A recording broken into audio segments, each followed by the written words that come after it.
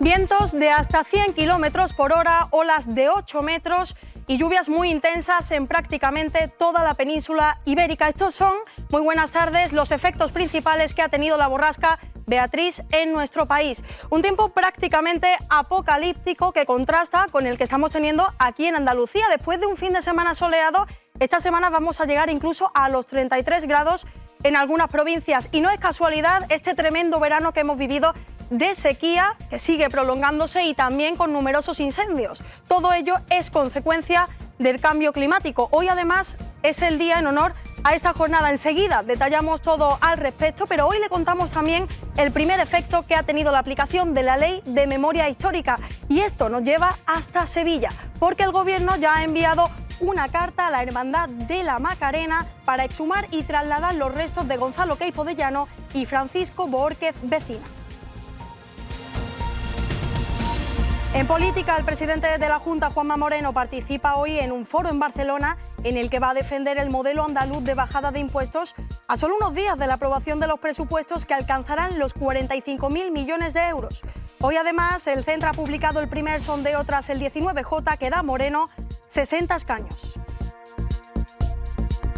Y en deportes destacamos el sorteo de la Copa del Rey, los emparejamientos de los equipos andaluces, con especial protagonismo del Club Deportivo Rincón, que estando en División de Honor recibirá la visita del Español.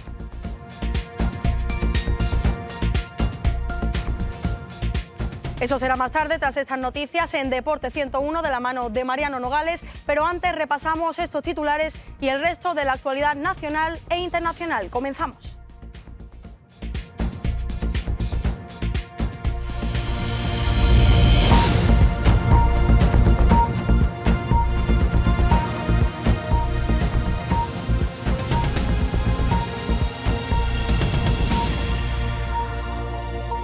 Pues como les adelantábamos, la segunda borrasca de la temporada nombrada Beatriz por la Agencia Estatal de Meteorología ha puesto en alerta a 25 provincias de hasta 12 comunidades autónomas en toda España. Desde el domingo, en zonas de Aragón, Galicia o Cataluña, se han registrado olas de hasta 8 metros, vientos de 100 km por hora e intensas lluvias. Un tiempo que contrasta, sin embargo, tremendamente con el que tenemos aquí en Andalucía. Hoy varias provincias superarán los 30 grados y Granada, Jaén o Córdoba podrán llegar incluso hasta los 33. Esta semana, temperaturas más propias de un verano que de este extraño otoño que estamos viviendo y que guarda relación ineludiblemente con el cambio climático. Hoy es precisamente la jornada internacional dedicada a luchar contra este fenómeno que ha elevado notablemente la temperatura de la Tierra. Sus efectos ya no se pueden obviar. La sequía se prolonga cada vez más, surgen incendios con más frecuencia y desaparecen más y más especies. El planeta Tierra nos está hablando. Las olas de calor en pleno aumento, los huracanes de fuerza redoblada, inundaciones y otro sinfín de fenómenos debidos al calentamiento global nos están mostrando la realidad de un cambio climático que está causado por el hombre.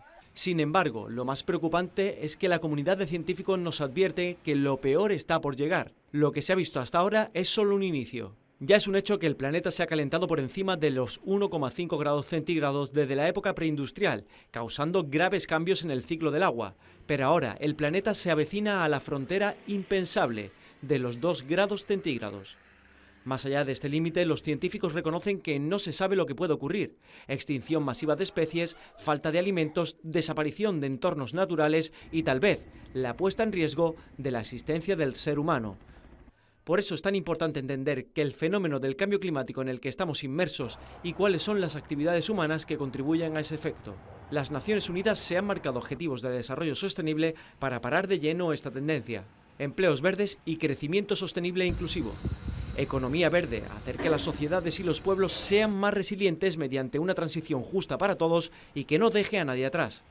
Invertir en soluciones sostenibles. Los subsidios a los combustibles fósiles deben desaparecer y los contaminadores deben pagar su contaminación. Afrontar todos los riesgos climáticos. Y por último, la cooperación. Ningún país puede triunfar por sí solo. En definitiva, medidas para proteger el medio ambiente, ya que el otro medio lo hemos perdido.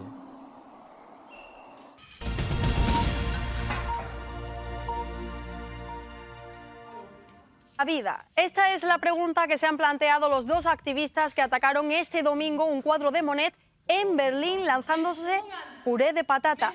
Con este acto, la organización exige a la clase política tomar medidas efectivas para limitar el cambio climático. Hace poco más de una semana, otros dos activistas arrojaron sopa de tomate al cuadro de los girasoles de Van Gogh en el National Gallery de Londres y el 9 de octubre pegaron a un cuadro de Picasso en el Museo de Melbourne. Son acciones que han desatado la polémica y que hace removerse a todo aquel que es amante del arte, pero que sin embargo buscan provocar reacciones y desde luego las consiguen.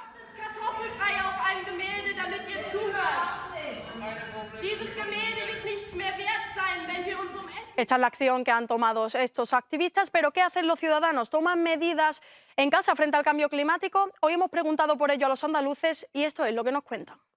Yo personalmente creo que, por mucho que se remueve un día para el cambio climático, que no es algo que se debe hacer un día, sino durante cada día tener esta conciencia, ¿no? Lo veo una buena opción para animar a la gente a que se informe sobre ello y sobre todo a mayores más que jóvenes. Porque hay personas que todavía no están concienciadas, piensan que es un mito y piensan que es algo que no existe, que no tiene consecuencias a largo plazo. Se tienen que tomar medidas, aunque no sean unas medidas extremas, pero yo que sé, cosas básicas como por ejemplo cambiar el uso de lo que es el plástico por el papel. Intento no usar tanta agua, intento estar con las luces apagadas todo el tiempo posible. Intentar reducir el consumo de agua, el consumo de fast fashion, comprar ropa de segunda mano o comprar menos y productos más básicos que te puedan servir durante más tiempo. Aparte de coger transporte público, intentar utilizar medios mucho más viables y comer menos carne o por el estilo, consumir menos en mi día a día. Y sobre todo la bici, utilizar mucho ese bici. Debería ser más a nivel general de toda la población, establecer límites de industrias que puedan producir tanto y puedan contaminar tanto. Sí que es verdad que cada vez que pasa el tiempo se están tomando más medidas y formas de hacerlo, pero que todavía no hemos conseguido nada que digas wow. Vamos ya con otro de los titulares de la jornada, la aplicación de la Ley de Memoria Histórica, que ha tenido su primera aplicación directa y urgente en Sevilla. El Gobierno ha enviado una carta a la Hermandad de la Macarena para exhumar y trasladar cuanto antes los restos de Queipo de Llano y Bohórquez Vecina.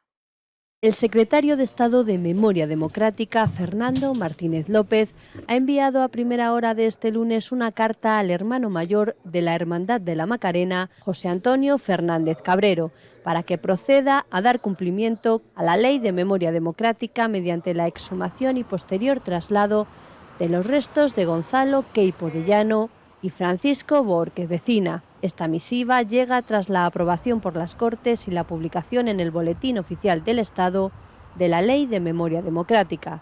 Según recoge la carta, esta nueva norma pretende cerrar una deuda de la democracia española con su pasado y fomentar un discurso común basado en la defensa de la paz, el pluralismo y la condena de toda forma de totalitarismo político que ponga en riesgo el efectivo disfrute de los derechos y libertades inherentes a la dignidad humana. Así exponen que desde 1951 los restos mortales del dirigente de la sublevación de 1936 y responsable de la represión en Andalucía en fechas posteriores, Gonzalo Queipo de Llano, reposan bajo el camarín de la Virgen de la Basílica de la Esperanza Macarena y que también se hallan en el templo los restos mortales de Francisco Bohórquez, auditor de guerra y responsable de la ejecución de sentencias con aplicación de bando de guerra.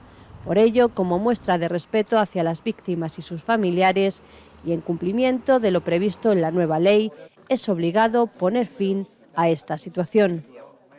Andalucía es una de las 3 comunidades donde se ha llevado a cabo la simulación de envío de alertas de emergencia del sistema de avisos a la población ante una emergencia o catástrofe. Las pruebas se han realizado hoy en Sevilla. María Mena. Así es, los sevillanos barrios de Sevilla Este y Torreblanca han sido durante el mediodía de este lunes el escenario elegido para las primeras pruebas del sistema de alerta a la población S-Alert, más conocido como 112 inverso, para avisar sobre situaciones de emergencia extraordinaria o catástrofe directamente a través de los teléfonos móviles. Las personas que se encontraban en el trazado de prueba han recibido un pitido en sus teléfonos móviles con un mensaje que anunciaba que se trataba de una prueba tanto al inicio como al final del texto. Este nuevo servicio mejorará la distribución de información importante y urgente a la ciudadanía en caso de emergencia mayor. Emergencia Sevilla ha catalogado esta alerta masiva a la población en caso de emergencia como un importante avance en materia de seguridad y protección civil y una herramienta que salva vidas. Este nuevo instrumento de seguridad se enmarca en la red de alerta nacional. Y seguimos en Sevilla, que solo en 6 días ha registrado 4 tiroteos. El último ha sido en las 3.000 viviendas. Un vecino está en estado crítico después de recibir un disparo en la cara esta misma madrugada. A eso de las 3:30 se inició una reyerta en plena calle por el que está ingresado este hombre de 35 años. El viernes pasado mismo, un joven de 24 resultó herido también tras otro tiroteo entre 2 familias en un asentamiento chabolista. Y también a causa de un tiroteo está en estado grave un joven de 21 años en Málaga. Recibió hasta 4 disparos, por lo que está hospitalizado en la UCI del Hospital Regional.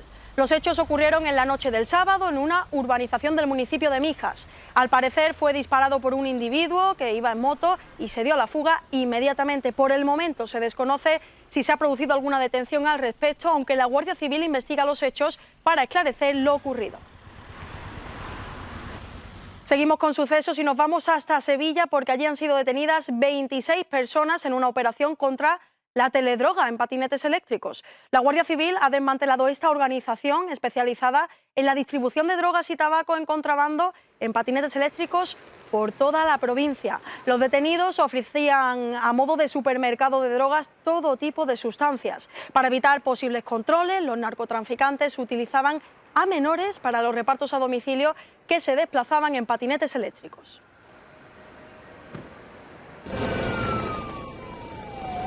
Y fíjense en esta persecución de película, tras la que han sido intervenidos 3.500 kilos de hachís. Es en la costa de Huelva.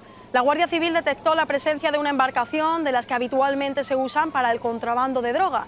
A bordo, varios narcotraficantes con fardos que fueron tirando cuando vieron que los agentes le pisaban los talones. Durante nada menos que 40 minutos se produjo esta persecución a gran velocidad. El piloto de la narcolancha realizaba maniobras del todo temerarias para despistar a la Guardia Civil, pero finalmente no consiguieron su objetivo.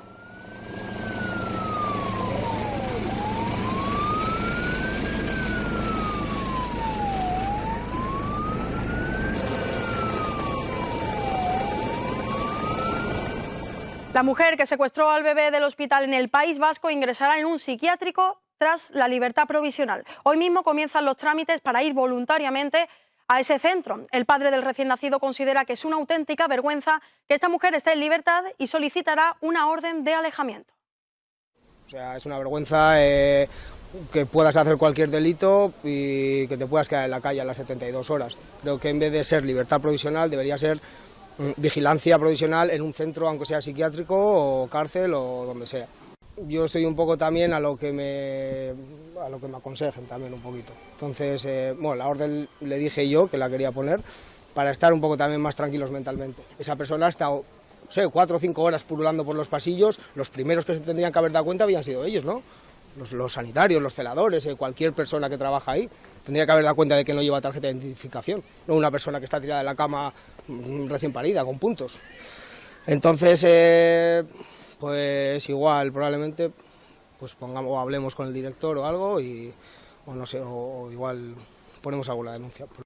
Y tenemos que lamentar un nuevo asesinato machista en nuestro país. Una mujer de 27 años ha sido degollada por su pareja en Alcoy, Alicante. Con ella son ya 35 víctimas mortales por la violencia de género en lo que va de año. Una mujer ha muerto degollada en Alcoy esta madrugada. La mató su pareja, que después intentó suicidarse tirándose de un 5º piso. Los hechos ocurrieron en torno a las 2:30 de la madrugada y fueron los vecinos los que alertaron a la policía. Yo oía que decía, hija de puta la que has liado, hija de puta la que has liado, pero yo a la chica no la oímos para nada. Tras los gritos por la pelea, los vecinos escucharon un fuerte golpe. Que oí el ruido y era que se había tirado él por el balcón. Y me asomé y lo vi a él en el balcón. Y entonces al tirarse los vecinos fueron los que avisaron. Y vino la policía, la ambulancia y tal. Cuando subieron estaba la mujer, me han dicho, degollada. Ella tenía 27 años y era de Alcoy, él con 29 de Alicante. Llevaban unos meses viviendo en el edificio, no tenían hijos, y aunque no constan denuncias previas por violencia de género, los vecinos sí habían avisado a la policía varias veces al escuchar discusiones. Es que a veces ya se ve que ha habido peleas y ha venido la policía también, porque se ve que ya la había maltratado otras veces y eso. Los servicios de emergencia y los bomberos rescataron al hombre malherido en el patio de luces y permanece ingresado en el hospital con pronóstico reservado. La delegada de gobierno ha transmitido sus condolencias y repugna por un nuevo homicidio machista y el Ayuntamiento de Alcoy declarará 2 días de luto.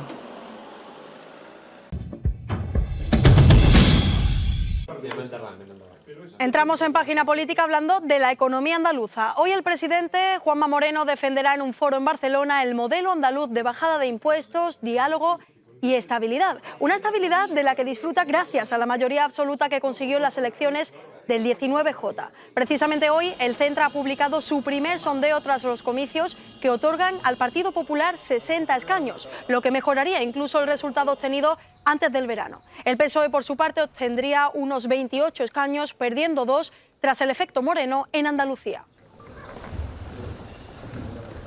El viernes día 28 se votarán los presupuestos de la Junta para 2023, que alcanzarán los 45.000 millones de euros. Esto es un 13% más que en las cuentas anteriores, pero para la oposición sigue sin ser suficiente, especialmente la partida destinada al ámbito sanitario. Así lo ha expresado en Málaga la portavoz del Grupo Parlamentario por Andalucía, Inmaculada Nieto.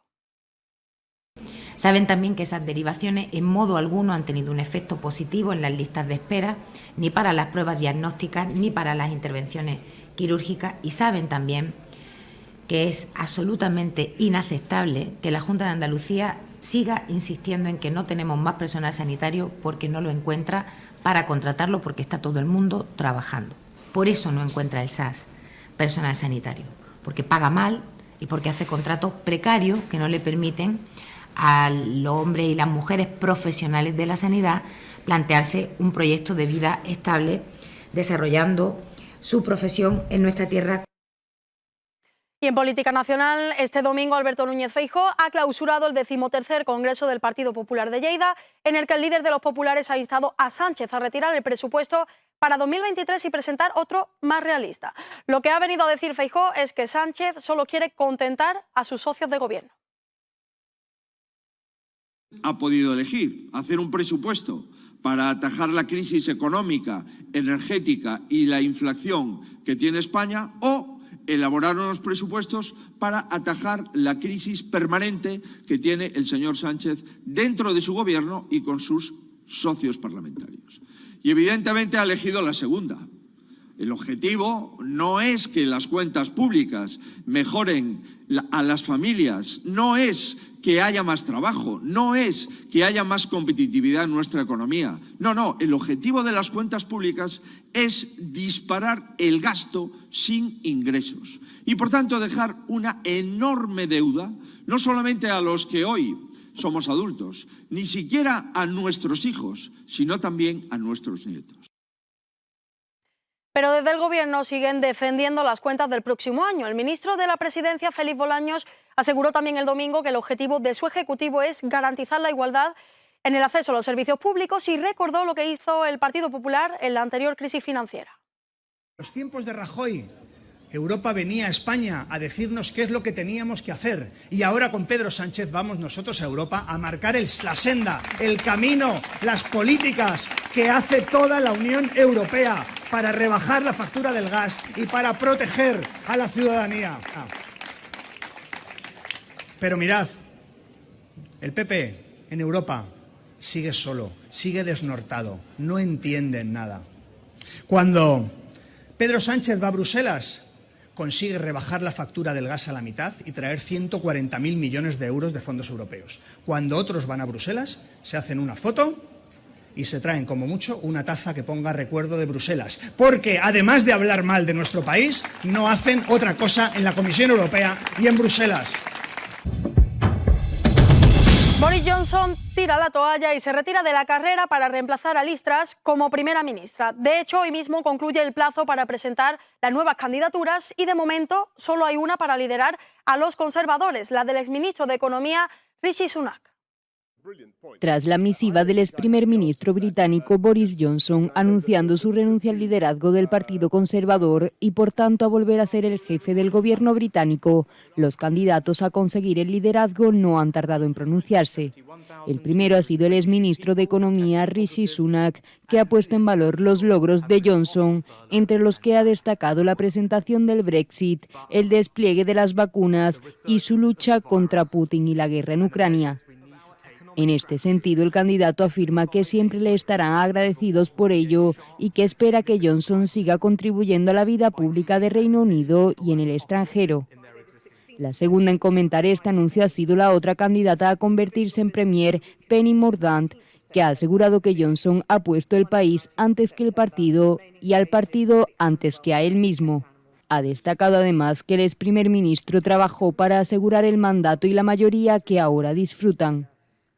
Estas palabras llegan después de que Johnson explicase que no había logrado alcanzar un acuerdo con estos dos contendientes tras contactar con ellos con la intención de lograr una colaboración por el bien del país, lo que finalmente no ha sido posible.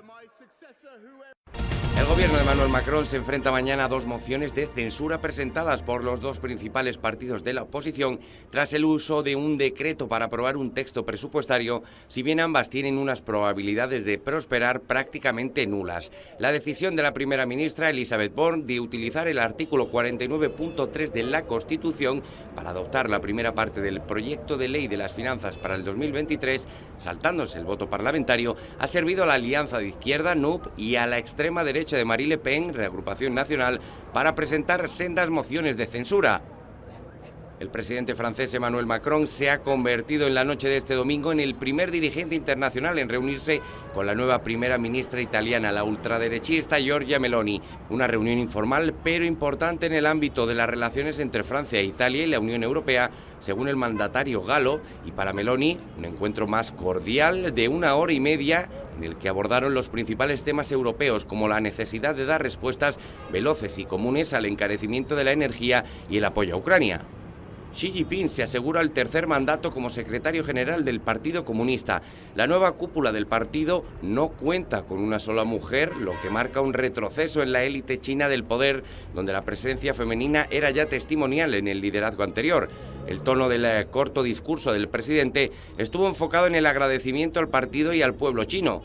Además, reiteró su llamada para trabajar y convertir a China en un Estado socialista moderno y volvió a hacer hincapié en que el mundo actual enfrenta desafíos sin precedentes.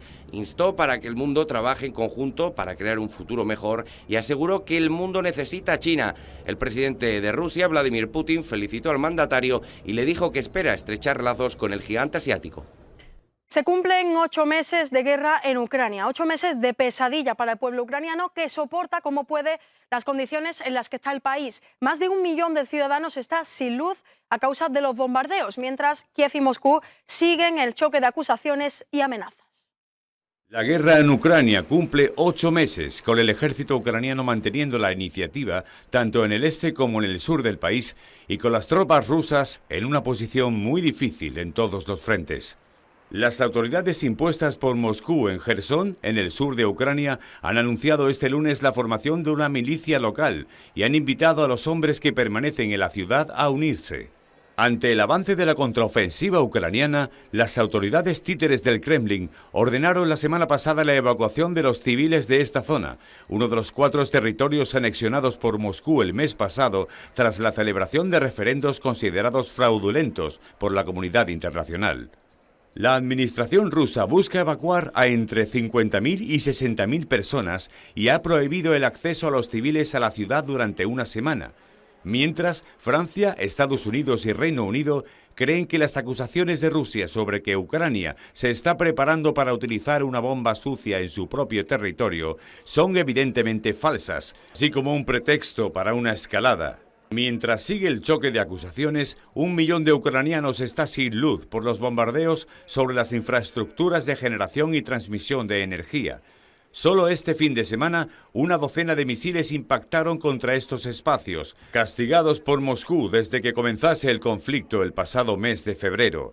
El 40% del total de las instalaciones destinadas a la producción eléctrica están dañadas y los apagones se multiplican a medida que avanzan las semanas y el invierno ya está cerca.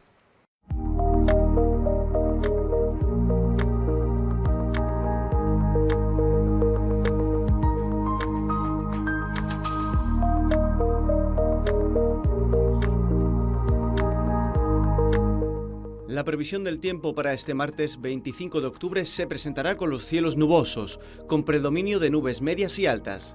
Brumas matinales en el litoral. Las temperaturas irán en ascenso en general. Los vientos serán de levante en el litoral mediterráneo y en el estrecho, disminuyendo a flojos durante la tarde y de componente sur en el resto.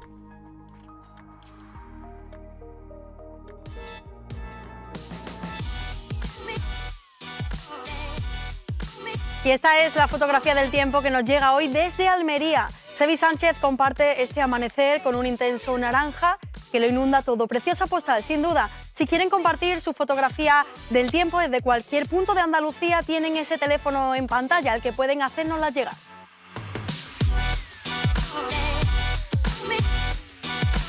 Y si quieren seguir informados tras estas noticias, les recomendamos que nos sigan en redes sociales, aunque también pueden disponer de toda esta información y de la programación de esta casa a través de nuestra web 101tv.es.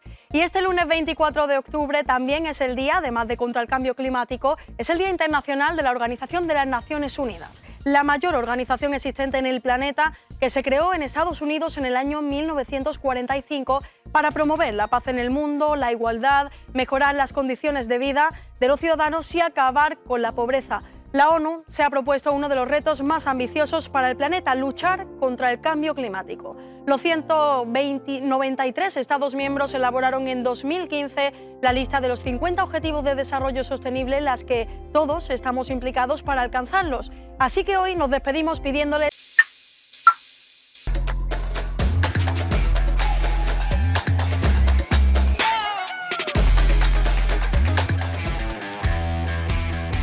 ¿Qué tal? Muy buenas, bienvenidos un día más aquí a Deportes 101 en el día de hoy. El protagonista es la Copa del Rey, ese sorteo de la primera eliminatoria que ya tenemos a todos los equipos andaluces emparejados, pero en el que sobre todo destaca el Club Deportivo Rincón, el conjunto de la sexta división del fútbol nacional, que por segunda vez en su historia va a estar presente en la Copa del Rey, y después de recibir en aquella hazaña al Deportivo Alavés, esta vez se enfrentará al Español de Barcelona. Pero ese no es el único enfrentamiento de equipos andaluces, puesto que ya saben, entran en liza prácticamente todos los conjuntos de nuestra región, entre los que destaca también, por ejemplo, el Real de Unión Irún frente al Cádiz, el Arenteiro Unión Deportiva Almería o el Velar de Sevilla Fútbol Club, así como el Peña Deportiva Málaga Club de Fútbol. Repasaremos todos los emparejamientos de los equipos andaluces. Además, estaremos en los juzgados para ver qué ha ocurrido con la comparecencia de los Altani. Toda la familia al completo lo ha hecho a través de Skype y lo ha hecho desde la Fiscalía de Doha. Escucharemos al abogado de la APA malaguista, Paco Valverde, sobre esas declaraciones prestadas a la magistrada. Y finalmente haremos un repaso a la Liga Endesa en este fin de semana, en el que desgraciadamente los equipos andaluces no han podido sumar ninguna victoria. Tanto el Unicaja como el Fundación Granada, así como el COSUR Real Betis, que están viendo en sus pantallas, cayeron en sus respectivos encuentros ante el Juventud Gran Canaria y también el Básquet Girona.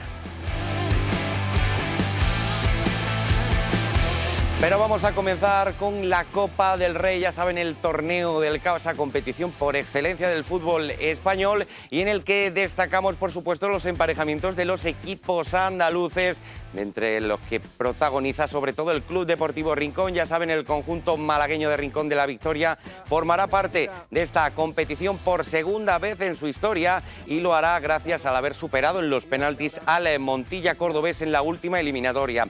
Por ello, se medirá un equipo de de Primera División, que ha sido el Real Club Deportivo Español. Ese será el emparejamiento que destacamos, pero también tenemos, como les decíamos, el Real Unión Club Cádiz Club de Fútbol, el Arenteiro Unión Deportiva Almería, San Roque de Lepe Getafe, Velarde Sevilla, Yeclano Granada, Peña Deportiva Málaga Club de Fútbol, el Recreativo de Huelva, que se medirá al Burgos, el Juventud de Torremolinos recibirá la visita de la Sociedad Deportiva Huesca, el Córdoba se medirá con el Ibiza y el Linares en Linarejo se medirá al Navarcarnero. Por supuesto, desearles toda la suerte del mundo a los equipos andaluces en esta competición que ya saben, sin duda es una de las más bonitas, más apasionantes del panorama nacional. Pero hablando de fútbol, tenemos que irnos con la Liga Santander.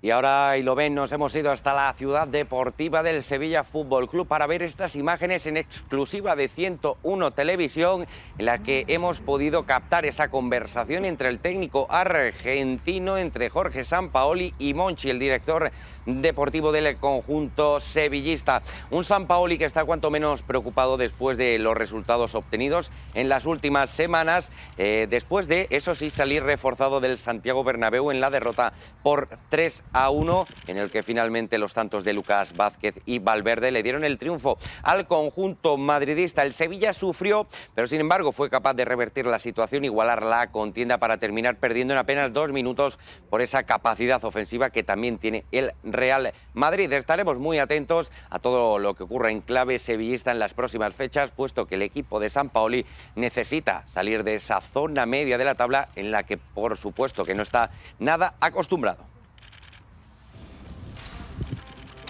Y hablando de estar acostumbrado, desgraciadamente el Málaga Club de Fútbol ya se está sintiendo hasta cómodo el hecho de estar en descenso y en el día de hoy encara una nueva oportunidad para cuanto menos ir escalando posiciones. Hoy el Málaga Club de Fútbol se mide al Real Oviedo en el encuentro que cierra la 12ª jornada de la Liga Smartbank. El Málaga Club de Fútbol encara uno de los partidos más importantes de este 2022. A pesar de estar en la jornada número 12, los de Pepe Mel necesitan sumar un triunfo para proseguir su escalada iniciada ante el Lugo. Y para ello, los blanquiazules ya se encuentran en Asturias para enfrentarse al Real Oviedo. Un partido vital una vez vistos todos los resultados de la jornada, puesto que un triunfo permitiría al conjunto malaguista quedarse a un paso de abandonar los puestos de descenso. Además, para el encuentro, Pepe Mel recuperará a Ramalo, Ndiaye y Lumor, mientras que no estarán ni Hervías ni el canterano Bilal. Sin embargo, el conjunto blanquiazul no ha podido obtener la victoria en las 4 visitas al Nuevo Tartiere, al sumar 2 empates y 2 derrotas. Enfrente estará el Oviedo de Álvaro Cervera, que se estrenará como técnico betense tras la salida de Bolo, un conjunto azulón que llega en caída libre después de acumular 8 jornadas sin conocer el triunfo. Una racha que les sitúa en el precipicio a Primera Federación, una tesitura en la que también se encuentra el Málaga. De ahí la importancia de sumar los 3 puntos ante un rival directo, aunque es imposible no pensar en el contexto judicial malaguista, que hoy sin duda es el protagonista con la comparecencia de Altani. Son más de 3 los puntos en juego en realidad, puesto que sería ganar a un rival de tu liga, un rival que tiene entrenador nuevo, un Álvaro Cervera, un viejo conocido de la afición cadista, como ya saben, que consiguió ese preciado ascenso que mantiene al equipo de la Tacita de Plata en la máxima categoría del fútbol nacional. Y además Pepe Mel cree que el camino pasa por Oviedo. Escuchamos a ambos en la previa del encuentro. Sabemos más o menos por dónde van los tiros. Obviamente, cuando te enfrentas a un equipo que cambia el entrenador, todas las cosas que dabas por sentadas te las cuestionas. Bueno, aparte de eso, creo que es un partido importante porque nosotros creo que estamos empezando a ver la luz del túnel y queremos salir de él. Y Oviedo puede ser un buen sitio para que pase eso, ¿no? El Málaga me parece una plantilla espectacular. Me parece que tienen muy buenos jugadores. Han conseguido una plantilla muy buena. Es verdad que hay muchos jugadores que ya han estado en primera y eso a veces nunca sabes cómo en segunda, pero me parece que ha hecho una plantilla sensacional. Y por lo que sea, pues no empezó bien y está ahí abajo, luego cambió de entrenador, tampoco acabó de arcar, pero ya el otro día metió 3 goles y ya parece que a mí me parece un equipo muy, muy peligroso. Muy peligroso. Sé que está abajo, pero a mí personalmente ese equipo me gusta mucho. Pero el partido sin duda más importante del Málaga Club de Fútbol en el día de hoy no se jugará a las 9 de la noche, sino que se ha disputado a las 11 de la mañana, y todo ello en los juzgados. Y es que ya saben, los Altani han comparecido a través de telemáticamente, y lo han hecho desde la Fiscalía de Qatar. Vamos a escuchar a Paco Valverde, el abogado de la APA malaguista, en relación a lo sucedido en el Palacio de Justicia malagueño. Han declarado todos los investigados. Han declarado primero Nasser, después Nayef, y después Rakan, y después, por último, el jeque Altani. Han decidido solo contestar a la pregunta de su abogada. Y bueno, las preguntas han sido un poco, pues, si todo lo que lo hacían pensando que estaba conforme a ley. Han dicho que sí. Si han tenido alguna intención de apropiarse de bienes del Málaga Club de Fútbol, por supuesto que no. Y bueno, preguntas un poco así para cubrir el expediente. No se puede decir otra cosa, porque evidentemente no han puesto de manifiesto ningún dato relevante, solamente lo que se podría esperar para lo que es cubrir el tema de la declaración. El jeque sí ha estado, los hijos han contestado bien a la intérprete. El jeque se ha precipitado en algunas cosas, ha intentado aclarar cosas que no se le estaban todavía preguntando, se le veía un poco tenso. La instrucción se dará por terminada y pasará al juzgado de lo penal siguiendo el procedimiento habitual. Y tras este repaso en clave malaguista, tras ver cómo está la situación judicial del Málaga Club de Fútbol, nos vamos a ir al fútbol modesto, y lo vamos a hacer con la Primera Federación, con ese Grupo 1, que es donde están nuestros equipos, y entre los que destacamos malos resultados, sobre todo del Linares y del Córdoba, el segundo y tercer clasificado de este grupo. El Linares sucumbió en Linarejos y lo hizo por 1-2 ante el Real Club Celta de Vigo B, gracias a los tantos de Raúl Blanco y Barcia. Hugo Díaz, justo nada más empezar el segundo tiempo, con este penalti clamoroso, igualó la contienda, pero como decíamos, Barcia puso el definitivo 1-2. También destacamos el empate entre el Córdoba y el Racing de Ferrol a domicilio. Casas adelantó a los cordobeses y finalmente Joselu igualó para el conjunto gallego. El Algeciras superó por 2-0 al Talavera de la Reina, los tantos de Ronnie y Álvaro Romero. La Valona por fin obtuvo un triunfo como visitante ante el Badajoz, gracias a los tantos de Alex, Guti y Fekir, el hermano de Nabil, el jugador del Real Betis. Y también destacar la caída del San Fernando ante la agrupación deportiva Mérida. Y nos vamos hasta la Segunda Federación. Están viendo imágenes en exclusiva de 101 Televisión en el encuentro entre el Antequera y el Jerez. El líder, el conjunto de la ciudad de Los Dólmenes, recibía al conjunto jerezano y el partido fue un auténtico espectáculo. Ya ven el ambiente que lucía el nuevo El Maulí y que terminó con el empate a 1. Los locales se adelantaron gracias al tanto de Montori, que van a ver en sus pantallas en unos instantes. Ahí lo tienen, como aprovecha el rechace. Sin embargo, Edu Sales en el minuto 80 igualó la contienda.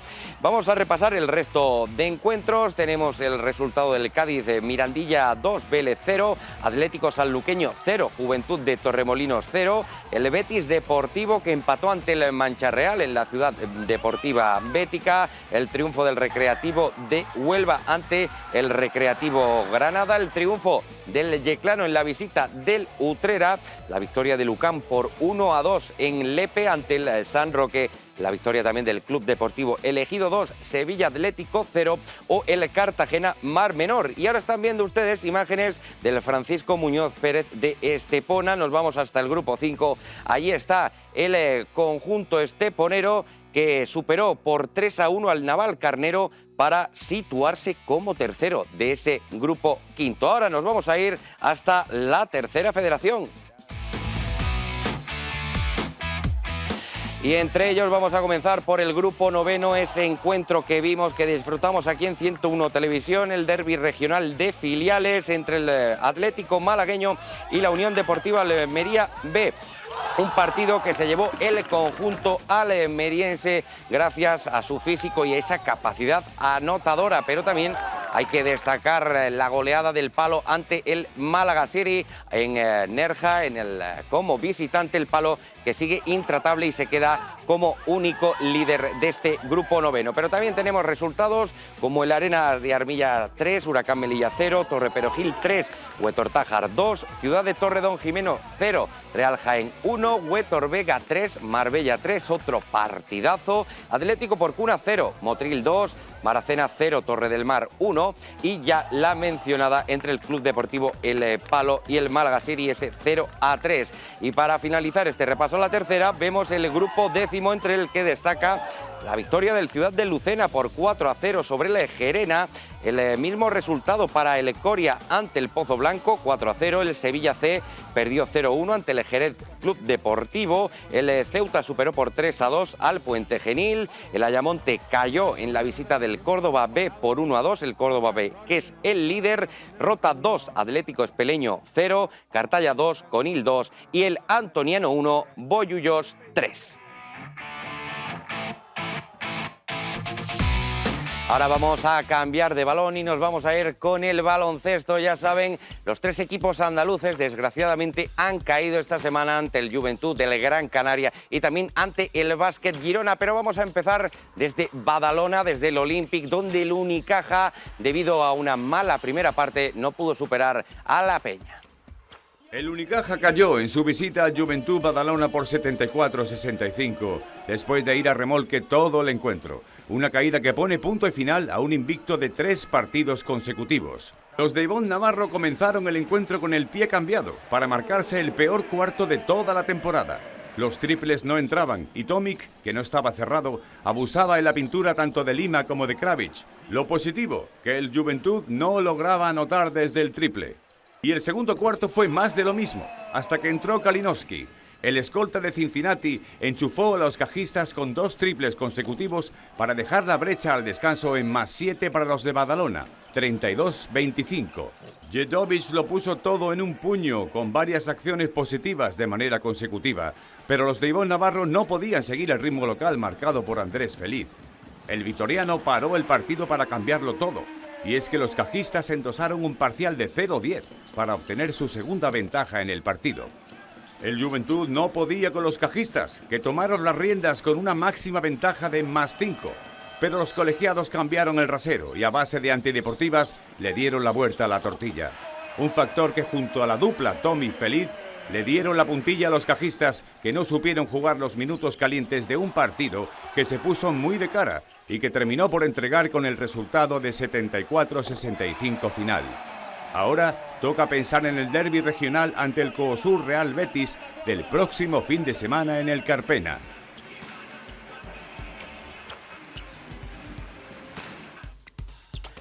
Seguimos hablando de baloncesto y vamos a ver lo que hizo el Fundación Granada en su visita a las Islas Canarias. El conjunto de Pablo Pin sucumbió, ahí lo ven, por 18 de diferencia, 94-76 ante el conjunto insular, ante el Gran Canaria de Jaka Lakovic, el exjugador del Barcelona, entre otros. Ahí ven ese mate de Felicio, que ni siquiera su actuación pudo evitar esta derrota. Es la segunda de la temporada y un bagaje de 3 triunfos y 2 caídas del Fundación en su vuelta a la Liga Endesa. Nada mal, ¿eh?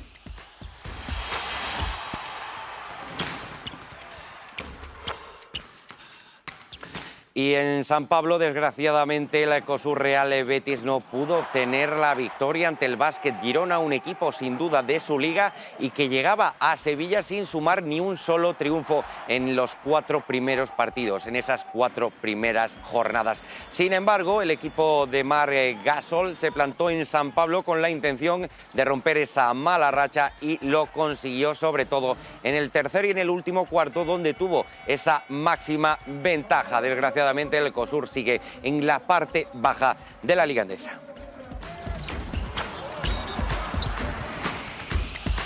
Y ahora nos vamos al 40x20, nos vamos a ir a la Liga Nacional de Fútbol Sala para ver lo que hicieron nuestros equipos, los equipos andaluces, en una nueva fecha de la competición. Y vamos a empezar desde el Argüelles. Allí el Bisóquer Uma Antequera de José Antonio Borrego Tete consiguió la primera victoria de la temporada como local y lo hizo por 5-3 ante el Quesos, el Hidalgo Manzanares.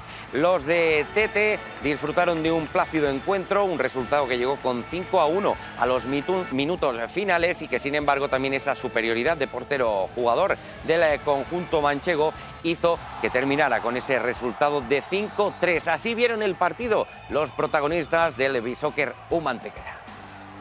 Ha sido un partido muy completo del equipo. Es verdad que quizás en los primeros 5 minutos, ¿no?, nos está costando entrar un poquito en el partido, pero yo creo que el resto del partido hemos estado mejor que ellos, ¿no? Un pelín mejor que ellos. Eso ha marcado la diferencia y sobre todo de cara a puerta. De cara a puerta hoy hemos estado bien, la verdad, y defendiendo. Al final ha sido un partido, como digo, muy completo, que el equipo ha sacado adelante y por supuesto, qué mejor, ¿no?, que hacerlo en casa y con tu afición. El equipo hoy es claro merecedor de la victoria. Hemos hecho un trabajo muy bueno durante los 40 minutos. Creo que estábamos concienciados de la importancia de este partido, ¿no?, de recuperar esa buena dinámica. Y yo creo que el ponernos por delante en el marcador y esa sensación que hemos tenido siempre de ir haciendo las cosas bien por delante del rival, yo creo que nos ha llenado de ánimo.